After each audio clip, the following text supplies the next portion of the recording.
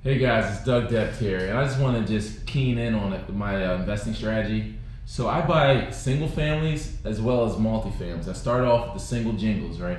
And it's basically where I have a nice mortgage and I just have one rental payment coming in to cover the mortgage, and then I basically get to keep the cash flow.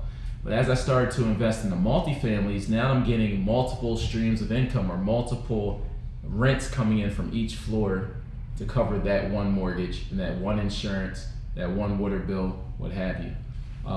What I've noticed is that the margins are typically a little bit bigger with the multifamilies, and there's more room in terms of evaluation if I buy the property right to pull out some additional cash from that multifamily.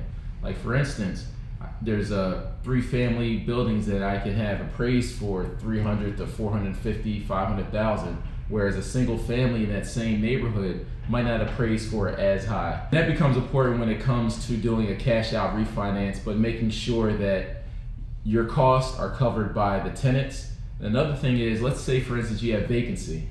If you have a single family vacancy, now your entire mortgage is not being covered. Whereas if you have a vacancy in a multifamily, you can have one tenant, maybe even two tenants not be in the property, but that one tenant will be able to cover the majority of the mortgage, if not all of it. So it allows that extra cushion when it comes to investing. So it's very important to understand your strategy and making sure that your mortgages are getting covered by the tenants. So if you want to spread the risk, go with the multifamily. But if you're okay with taking on the risk, go with the single family. But what I do is I incorporate government funding such as Section 8, so that way I'm getting a guaranteed check on the month-to-month basis for my single families as well as my multifamilies. Also remember, when Section 8 and government housing come up to play and you mention it to those friends, they might try to talk you out of it and say, Section 8 is not going to pay, what if the government shuts down? All these different theories, right?